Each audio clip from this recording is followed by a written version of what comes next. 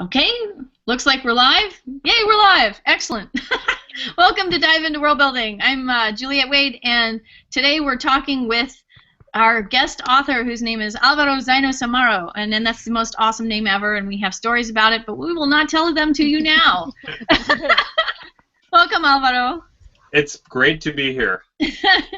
Well, so I want to, let's see, why don't you tell us a little bit about the kinds of things that you've written, just as sort of an introduction, and then we'll go on and start digging in a little bit.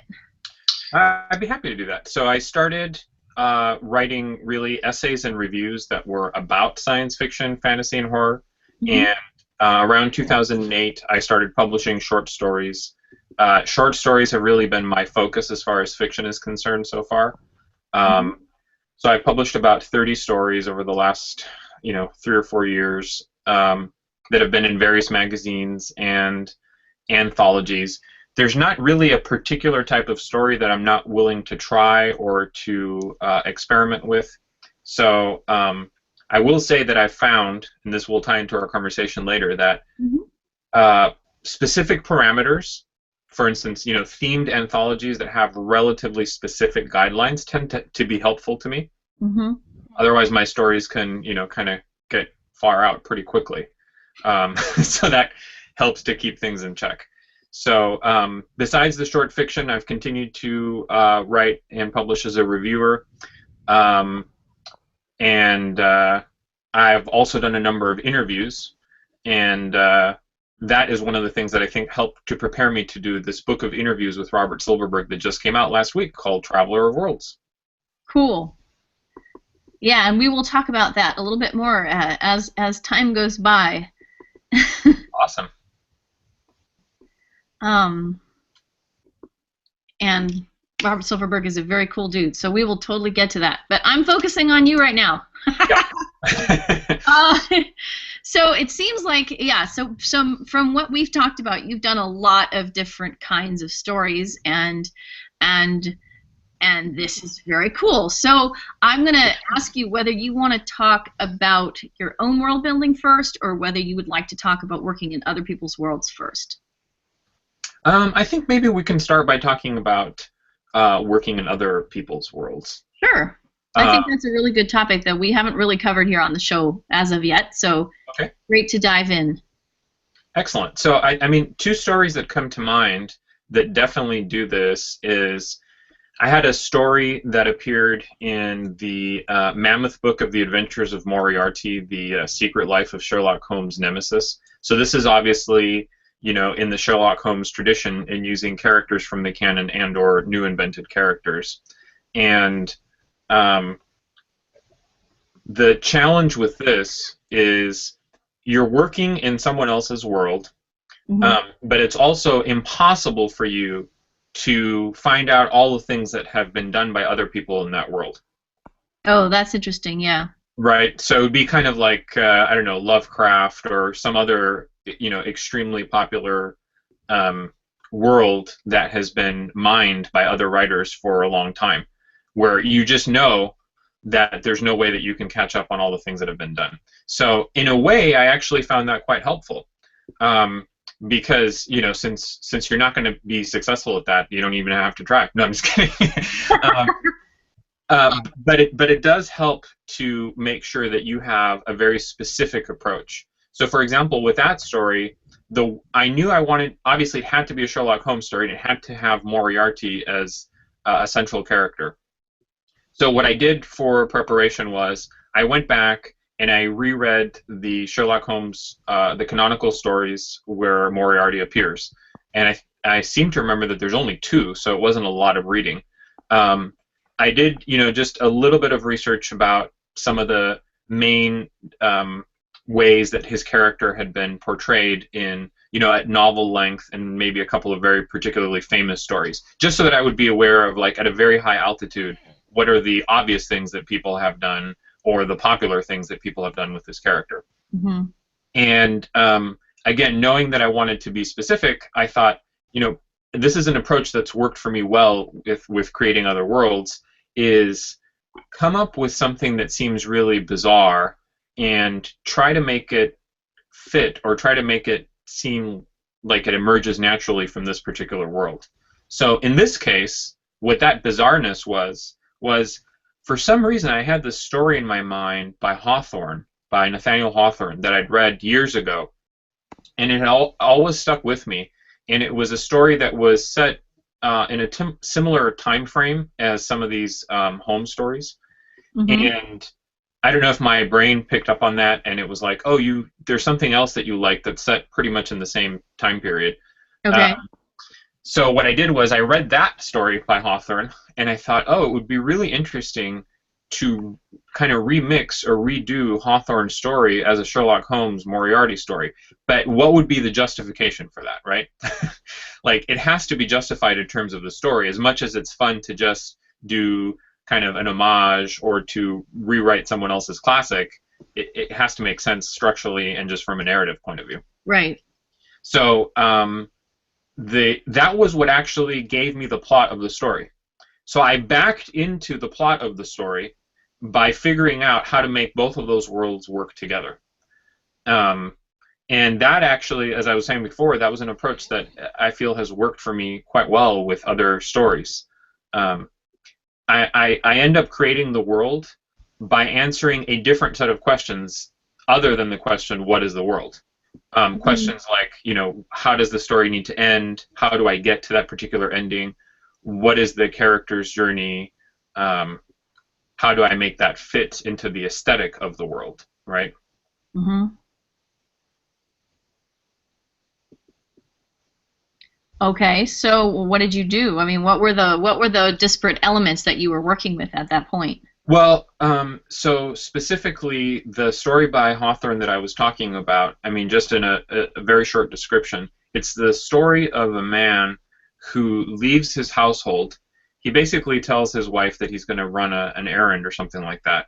And then he leaves the house, and then he just never comes back. But what he does is that he doesn't just wander off and have, epic adventures in far-flung lands. He actually sets himself up in a house in the same neighborhood. And he sort of spends the next decades living there, watching what the absence of him in his own life is like. Wow. Right, a pretty bizarre concept. And I thought, well, the classic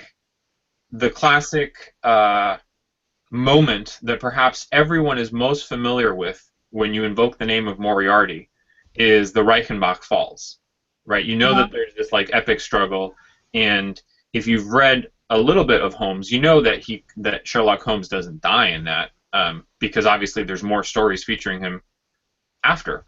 But yeah, you know that there's some kind of epic confrontation that takes place, and I thought one of the things that I quickly realized that authors were doing in this Sherlock Holmes sort of expanded universe was to very cleverly redefine what was canon and what wasn't canon by referencing or not referencing other characters and other stories.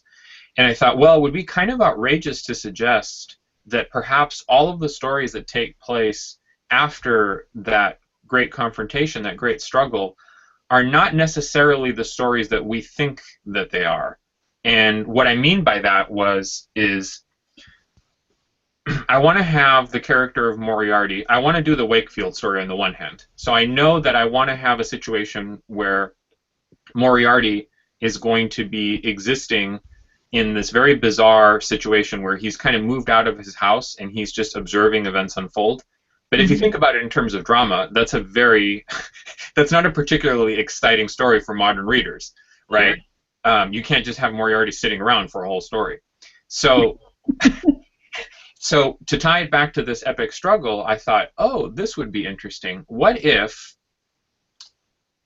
all of the stories that have happened in the Sherlock Holmes canon since the fall at Reichenbach have actually taken place while Sherlock Holmes and Moriarty are still falling in the air?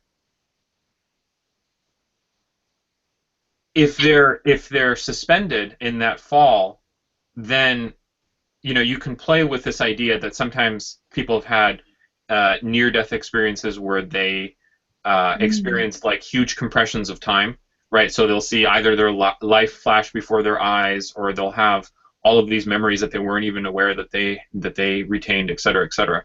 Yeah, okay. And so I thought, well, if the characters are still falling, then maybe each of them creates a future for themselves where they've resolved whatever happened at the fall, but they're still actually suspended in the air. And Moriarty could have created this world for himself where he knows that something is wrong, which is the reason that he's leaving his house and not really able to participate in his life, because subconsciously he knows he's still falling and he's about to die, so he knows something is wrong. But on the other hand, he's pretending that he's living in this world where things are structured and time is going by and he's getting on and everything's fine. Wow. So that was how I backed into kind of bashing those two things together to make them fit. Okay. I can see that the concept, and I can see how. So the story itself was yet like a piece of this life flashing before their eyes sort of thing, or. Yeah. I mean, there's obviously, you have to be careful because there's the cliche of, and then he woke up and it was all a dream. And I definitely didn't want to do that because I wanted to give the reader something sort of real about who these characters are. So really the story became, what were the experiences that Moriarty was having in this world that he had created for himself that were constantly reminding him and giving very specific clues that something was wrong and his reality was not the reality that he thought that it was. So it's sort of very close to the borderline of science fiction in a sense. Yes, absolutely. Yeah.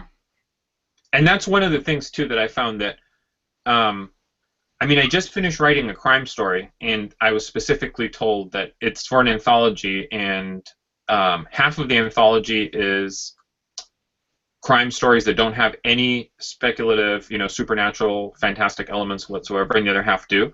Yeah. I was told that I was to be in the half that is grounded in reality. And it was just very difficult. I mean, I had an idea, and as I started doing it, I had to keep going back and thinking, no, that's too much of a reference to this science fiction thing or to that horror thing, but it did end up being a horror story, so I couldn't help myself. Yeah, well, I mean, I think that you can cleave a little closer to horror and still stay on the reality side of things. Yeah. That was my way out, basically, was, okay, I hate the science fiction and fantasy, all right, well, I can still do horror, so. Yeah, well, I mean, I remember when I went into a creative writing class, it was supposed to be, creative writing, and then they said, there will be no genre in this class, and that was it. I didn't have a good time anymore. Okay. So that is okay. So that's an interesting approach. You also mentioned that you had done something in a Jack the Ripper scenario. Was it a similar sort of case where you were having to mix up two stories, or was there a different approach there? So there was also an anthology called the Mammoth Book of Jack the Ripper stories, and they were edited by the same editor, Maxim Jakubowski. Okay. If I pronounced that correctly. And the challenge that was comparable in the Ripper story was, how do I make a story that's just really different? Again, I don't have time to read all of the Jack the Ripper stuff that has been done. And so in order to not duplicate it, I really have to come up with something that's satisfying to me, but just completely sort of so far out there that it's extremely unlikely that anyone would have tackled it. Yeah. And this one actually did end up becoming straight science fiction in a way.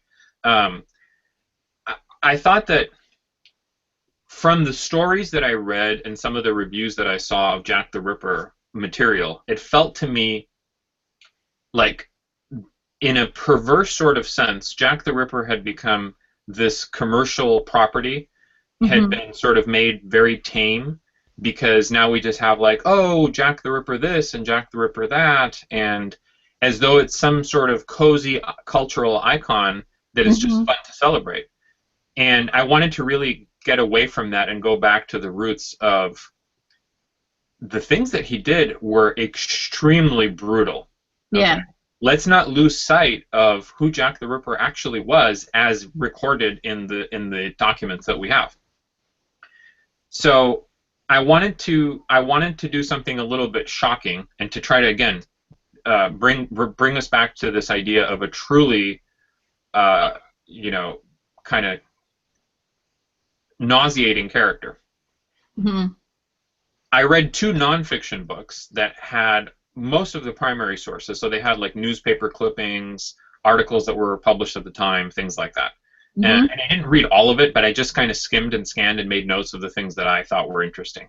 Once I had, so again, that part of the process was similar to the Sherlock Holmes story, where I just went back, to the canonical stories and made some notes.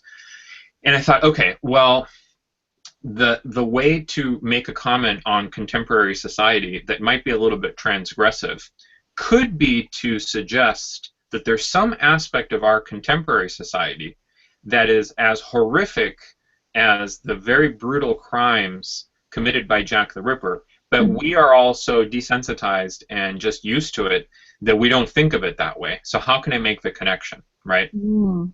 And that was what suggested the science fiction angle. I thought, really, since what I want to do is soak the reader in the horribleness of these crimes, I want to make the reader be the one who is somehow becoming Jack the Ripper. So how do I do that? Mm. And by the way, that's the title of the story, is "The Ripper Is You." So that kind of gives away a little bit of my intent, right? Yeah. Um, and it's supposed to be offensive too, because if you read that title, I mean, there's supposed to be a little bit of a friction there where you're thinking, well, yeah, that's cute, whatever that means, but obviously I'm not Jack the Ripper.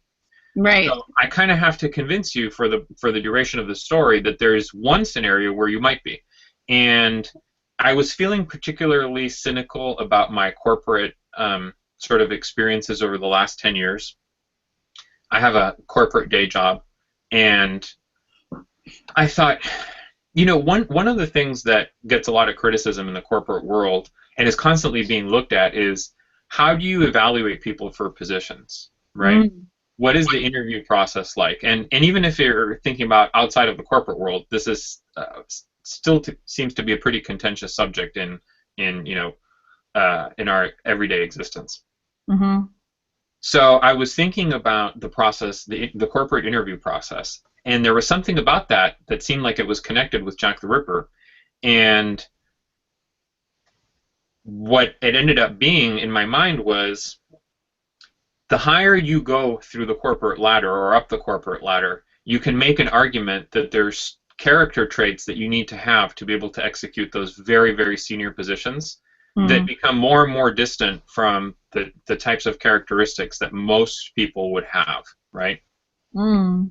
And I found, doing a little bit of research about this, that there was actually a book that was published that suggested, and it was based on a lot of careful analysis, that some of the world's top CEOs actually had a lot of sort of psychopathic / sociopathic characteristics. And that was something that made them very successful at their jobs. Mm. And I thought, well, there you go. I mean, if that's not something that I can connect with Jack the Ripper, what the hell would be, right? Yeah. So ultimately, that's how I came up with the story, which was, you have a narrative structure which is based around or built around the canonical murders of Jack the Ripper. Each of the murders is recreated, and you notice that there's a different character that is playing the role of Jack the Ripper in that particular murder. And so, as a reader, hopefully you're trying to figure out, why is the character different now? Okay, now I'm at the third murder and it's a different character, and yet each of these is Jack the Ripper. Okay, well, the big reveal, major spoiler alert in case anyone reads the story, which I think it's going to be reprinted soon in an online magazine, but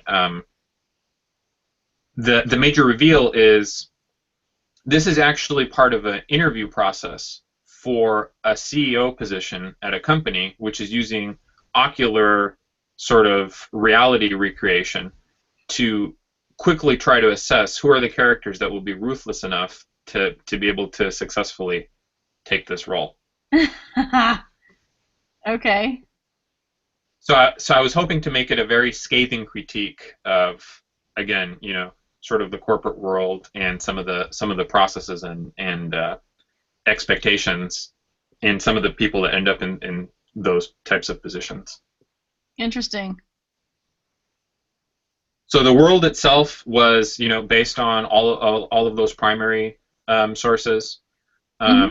and I try to make that as specific as possible. So I have street names, character names, the clothes that the people are wearing. They're all based on things that I could find in the primary sources. Yeah. But ultimately, it is tied to a very sort of science fictional concept about what would it be like to have to try to be Jack the Ripper in order to get a job. Yeah. I get it. Well, it's an interesting idea. I think you've got these sort of an interesting approach to sort of conceptual mashup that makes interesting stories come out. I think that's a great way of putting it. And much more succinct, by the way. Well, I get to sit over here and listen and summarize, right? So let's talk for a little bit about things that you've created for yourself. I took a look at the, I don't even know how to pronounce the name of this story. That's good, by the way. Well, I mean, looking at the title, which is, I'll write it in the chat bar.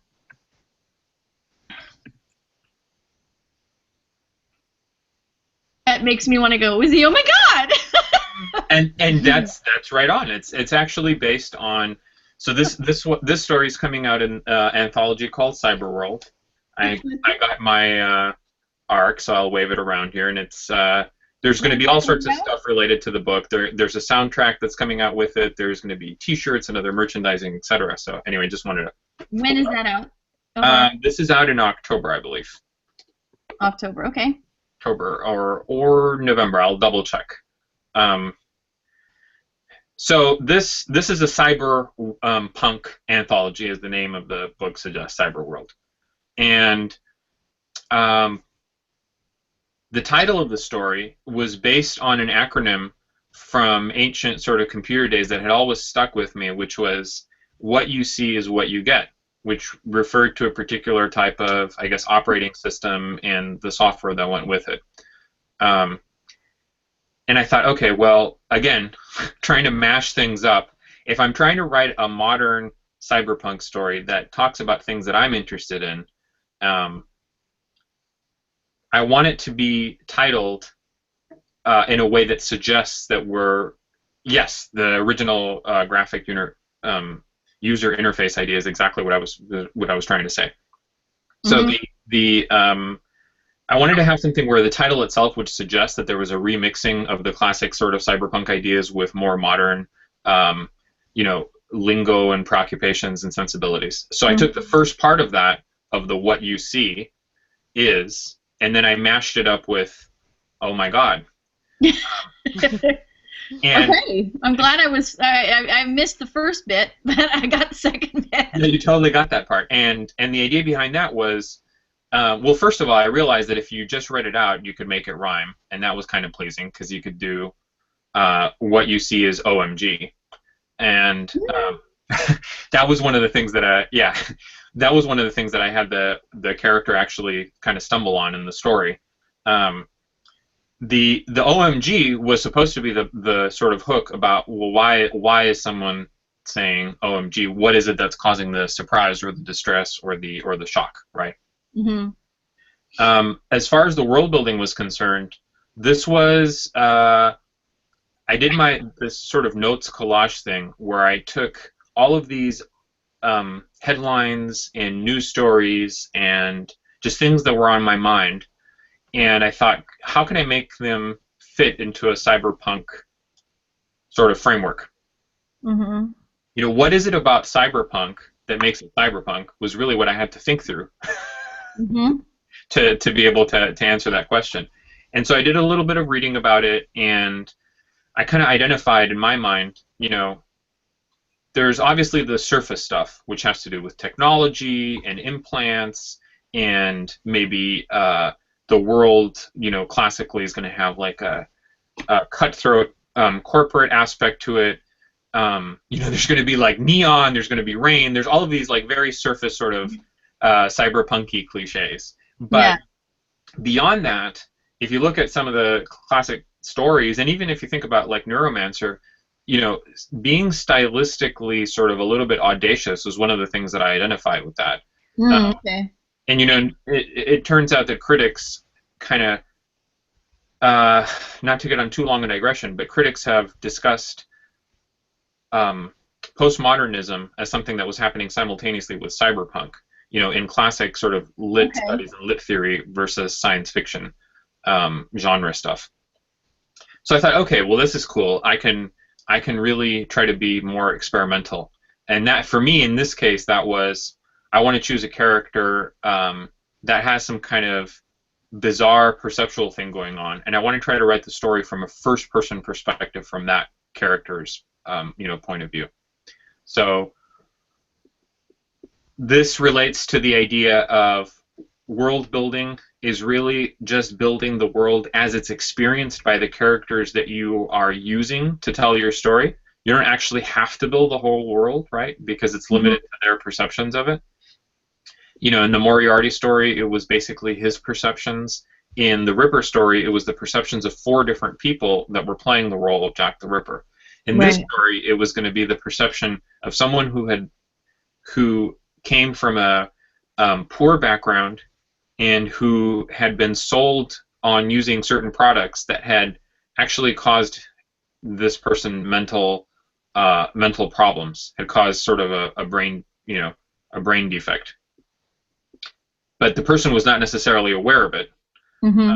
So I didn't want it to be a story about disability as the theme, you know, with a capital D. I just wanted that to be a given of the character. You have a character that has a disability, he's not particularly aware of it, but this is the world that they live in.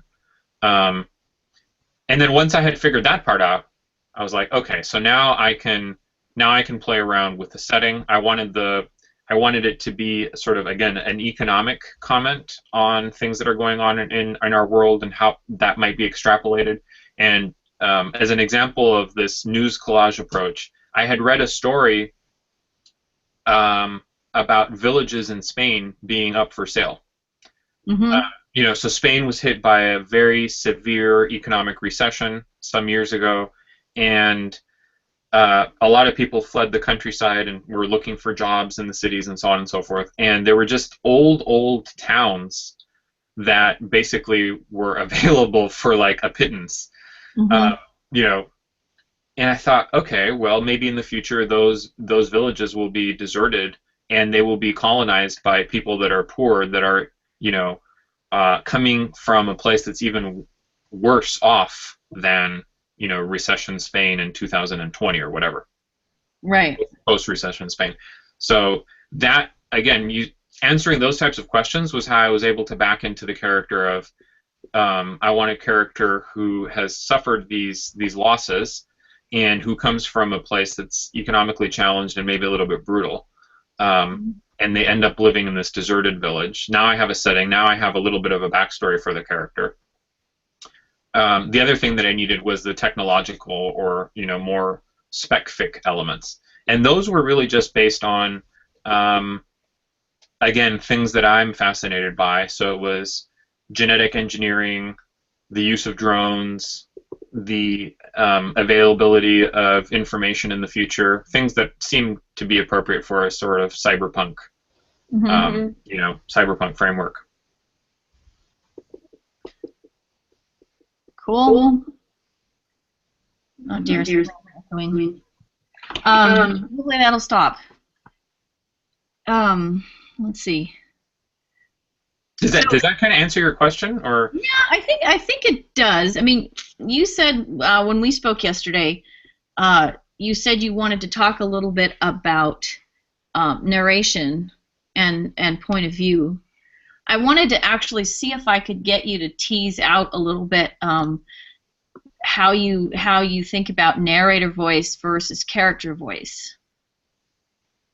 And I don't know if you I don't know if that makes you go, oh yeah, I have things to say, or whether you're like, well, yeah, no.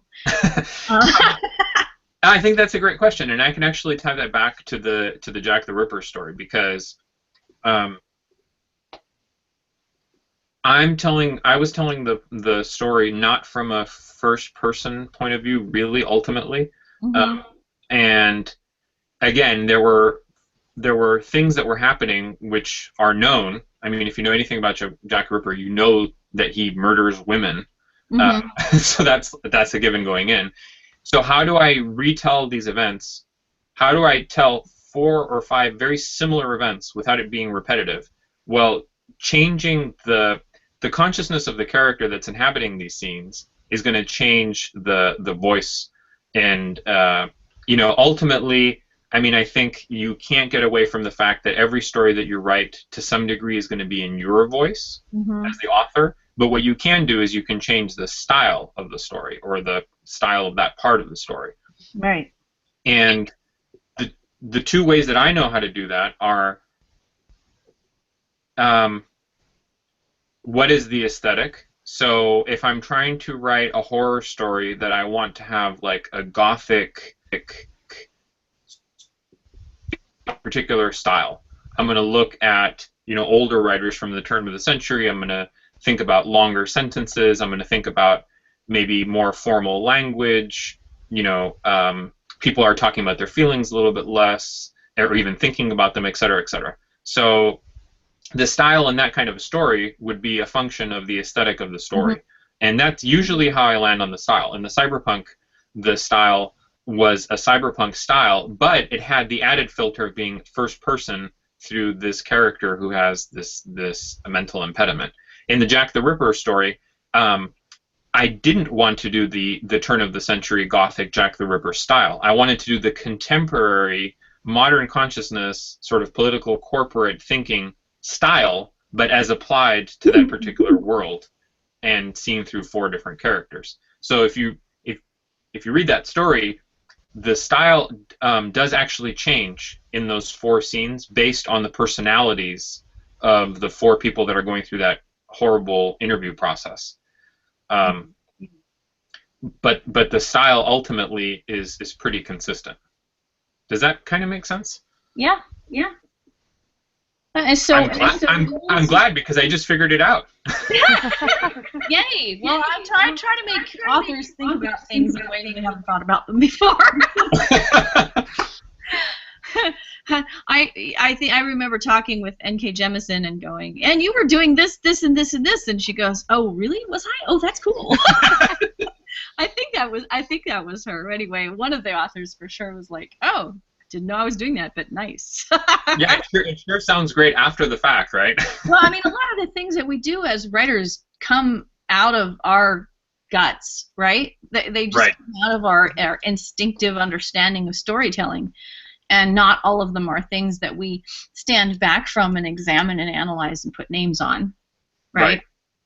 But so, for example, I was noticing that when you were when I was looking at whatever this story is called with the funny acronym name, and that you've got this unreliable narrator, Right. and this sort of futuristic language. But it's hard to tell what's futuristic about it exactly. I mean, there is reference to technology. There's also a very weird sort of run-on sentence structure. Yeah. Which I'm thinking probably has something to do with the unreliability of this guy's brain, but it could have something to do with future language use because they say periods are falling out of fashion. Yeah, and then there was also language mixing. So, were each of those different stylistic choices deliberate on your part? Yeah, I mean, I think that and by the way, great job of like picking up on all of those like nuances. I mean, I'm hoping that in a way that the ordinary reader, they'll just read it and think it's strange, and they'll get the effect that results from those things, but they won't be able to necessarily pick them up in the subtle way that you did.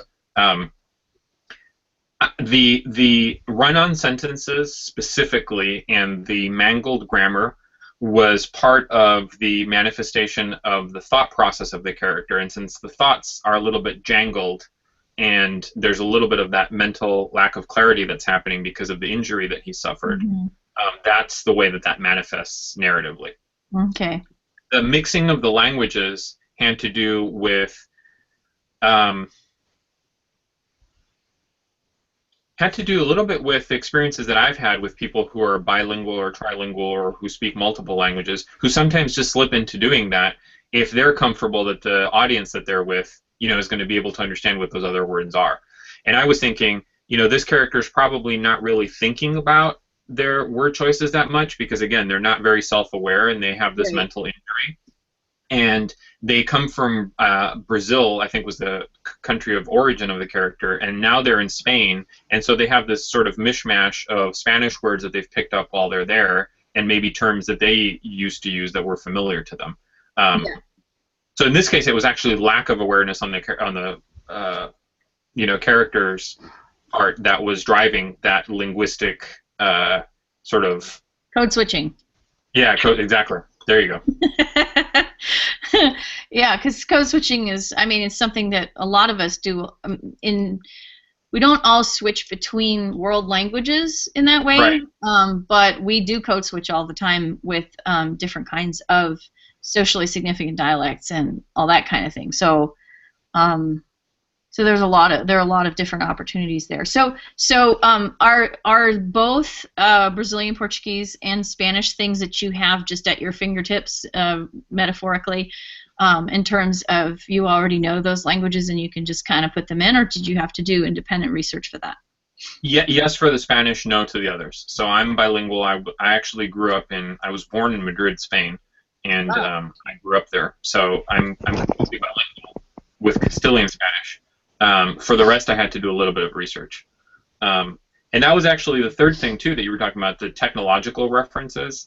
I was looking at how, new sort of scientific terms come into being, and a lot of it is using metaphor and other things that are familiar in unusual contexts. So I try to use the same approach to create, and there's also a long tradition of doing that in science fiction, by the way, right? So you just use terms that readers will understand what the original words were, but they get that they're being used in a new way.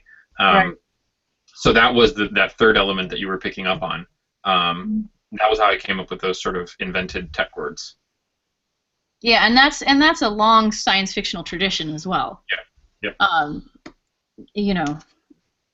All kinds of compound words that are made of words that we recognize, but that's pretty common for science fiction, generally, not even just cyberpunk, but right. Well, I think it's interesting. You were linking the sentence structure back to a brain injury, but I think in some sense there's also a futuristic sense to changes in sentence structure because of the way that internet language is changing our sentence structure. That's a great point. It never occurred to me. So yeah, fantastic.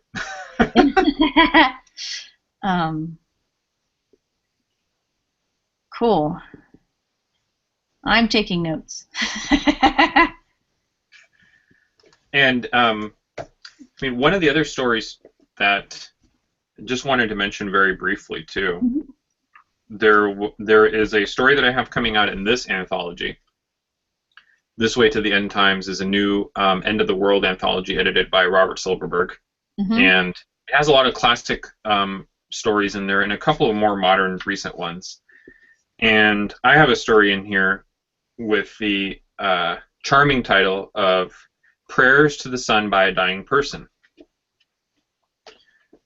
And the reason why I wanted to bring this up was because, again, there were some linguistic things.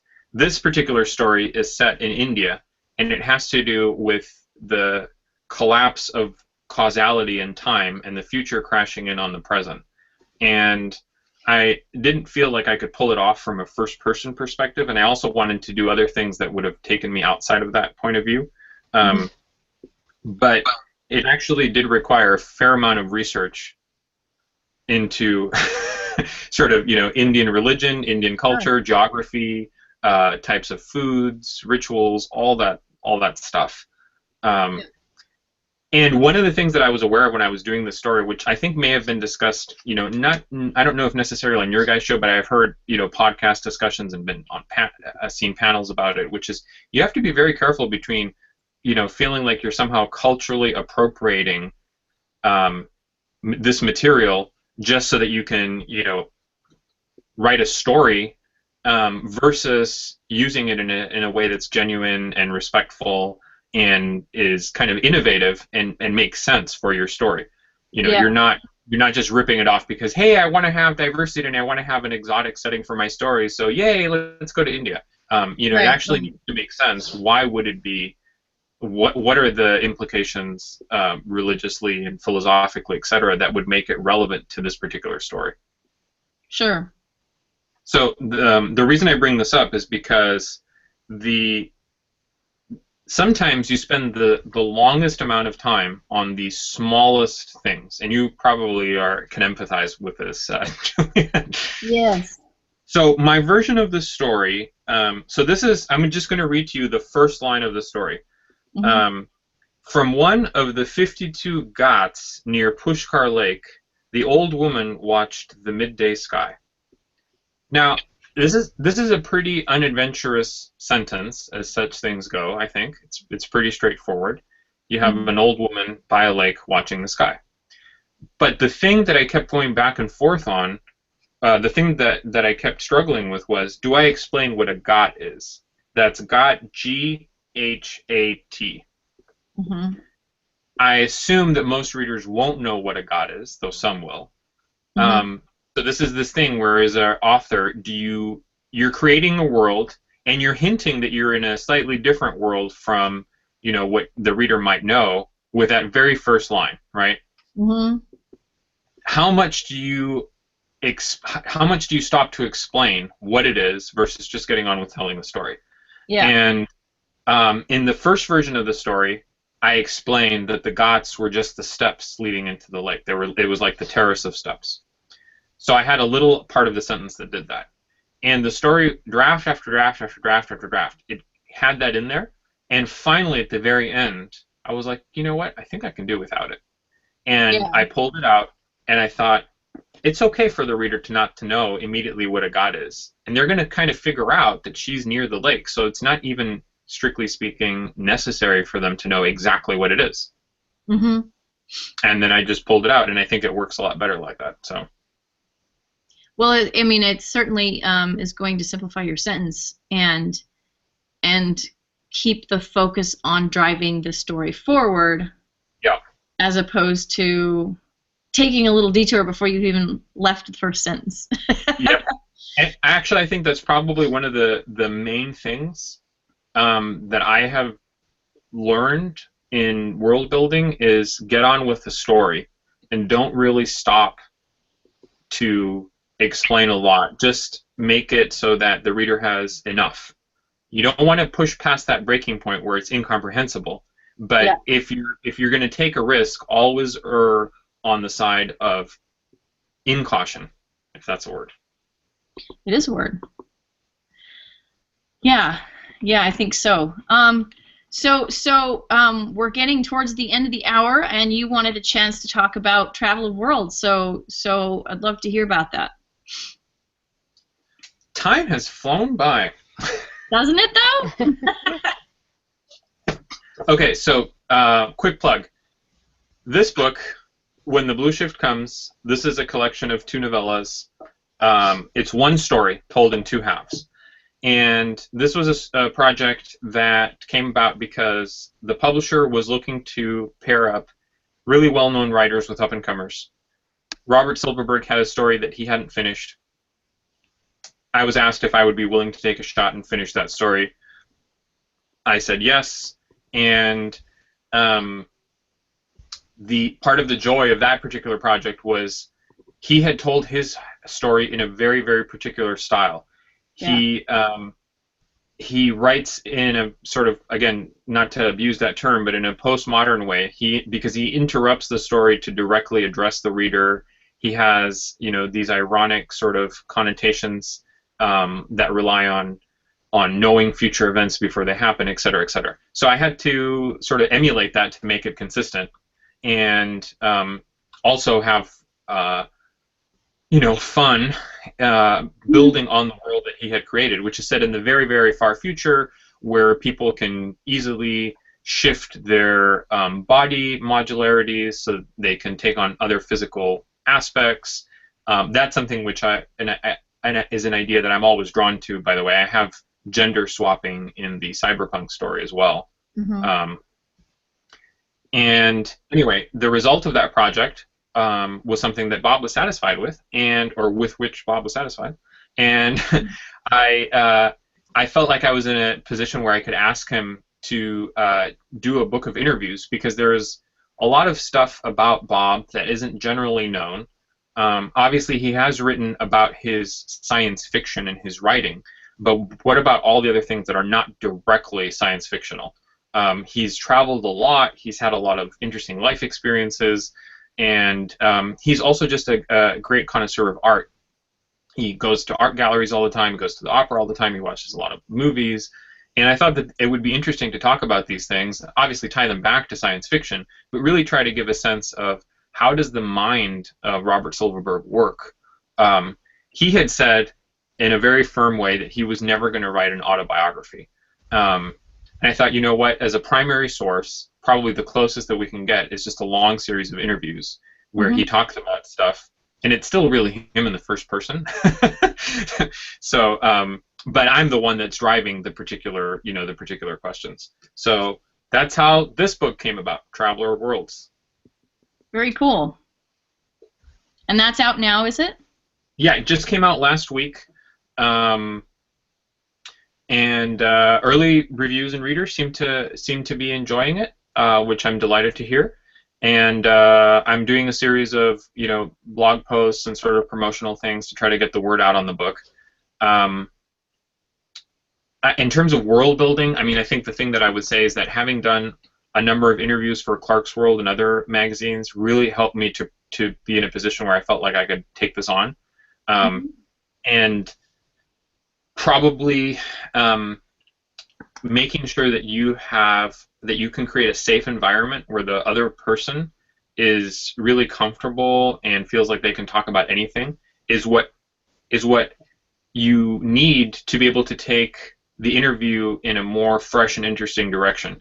Because we've all read those interviews where it's a series of sort of cliched or rote questions. Yeah. And you can tell maybe that the person answering is not particularly challenged or stimulated, and the whole thing feels like it's just going through the motions. I absolutely did not want this book to be that. Yeah. Mr. Silverberg, where do you get your ideas from? Ah! No. The dreaded question. Yeah, the dreaded. So there's this list of dreaded questions that you're not going to do. So in a sense, world building was a little bit of creating that space and coming up with a plan and the outline and the subjects that we were going to tackle. But I will say that if you're a science fiction reader that wants to know more about the history of the genre, or if you're a writer, you may be interested in this book because we talk about world building as an actual process, similar to what we've been doing in this interview. And also, there's a chapter where we look at a couple of novels by Hemingway, by Hardy, and by Graham Greene, and we actually get into analyzing like the opening lines and paragraphs. Cool. So as a writer, you might get a kick out of that, a little bit of that deconstruction that's happening there. That sounds cool. Well, very, very awesome. Gosh, time flies by. I've been taking up all the time myself. Che and Morgan, do you have any questions that you'd like to ask before we wrap up? I actually wanted to ask if Bob talked about any of his. If you had asked Bob about how his childhood affected things, but that's not it's not necessarily a useful question. It's just curiosity. Yeah, I did. Okay, so great. That was one of the things that I've really not seen him discuss in essays or anywhere else. So I did ask him about his early childhood experiences, which one of the digressions which was fascinating was the unusual pets that he had as a child. And how he got on with his classmates. And also one of the things for me that was very, very interesting was what was his relationship with his parents. Because I think that can have a significant effect on writers at a sort of early formative stage. Yeah. So yes, that's definitely in there. Good to know. I might have to go and read that. Might indeed. Feels a little stalkery, but That's okay. He approved the text. yeah, good. I would. Yeah. And you know, it's a publication, so I think it's not stalkery to read a book that's been published. No, there's. Yeah. No, more like eavesdroppy. Maybe that's a better. Yeah. Which I guess is, if you're, that's the whole point. So I guess it isn't really. It just. Anyway, the rest of the stories, I'll have to go and find your work because it sounds very interesting. And hearing you talk about putting all of that together. Thank you. I'm glad, and I hope that if you do, you enjoy it. Thoughts, Jay? Well, are you you're good? Super productive. Yeah, I noticed that too. I like. Oh my god. Like I don't know. Like I don't write tons and tons of short stories. I end up falling into like my favorite length is novella, which is like unpublishable. But like I have also like I feel like terrible luck selling short stories too because I've only managed to get like a handful out there, like 4 or 5 or something. Hey, that's great. Yeah. It is great too. I don't know. It's like, dang man, 30. That's wow. Pat yourself on the back. That's amazeballs. Well, we're in a field where writers. I mean, the number of stories that writers sell is just mind-boggling, right?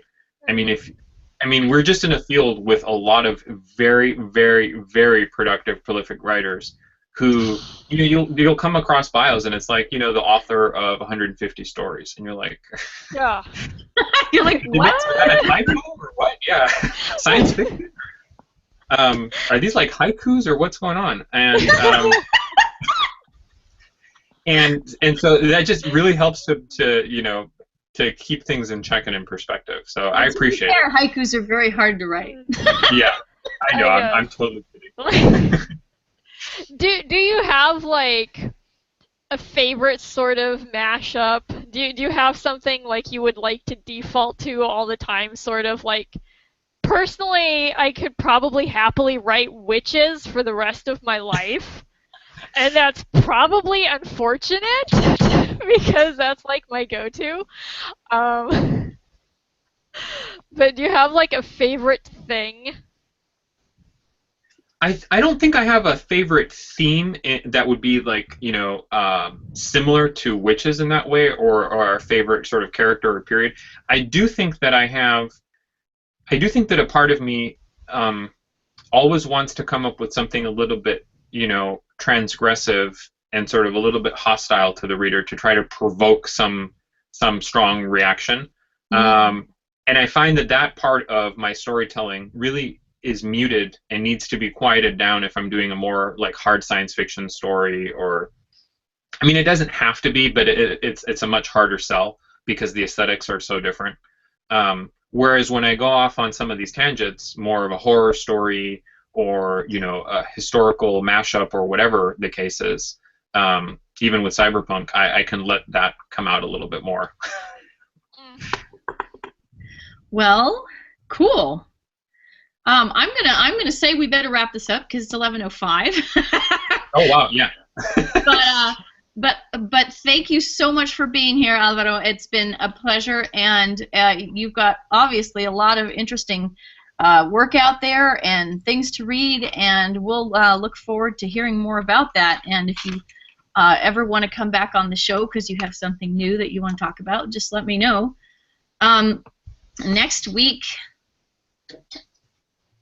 I think is the 31st. I think that was the day that we were going to do point of view characters again. Yes. And so I want to make sure that I am letting people know, if you happen to be watching this, I'm going to be hoping to find people who can come to the show and bring a character so that we could get a little bit nitty-gritty about the whole thing. and talk about how characters and worlds are interconnected. So, hey, Alvaro, if you want to come and do that, you're always welcome. That would be Obviously, great. this depends on your copious free time. You're probably spending more time writing a new thing, but you're always welcome. And so, hopefully, if you're listening to this, you'll be able to join us next week. And don't forget to go and check out my Patreon. Woohoo! And that's it. We're going to stop the broadcast. All right. Thank you so much.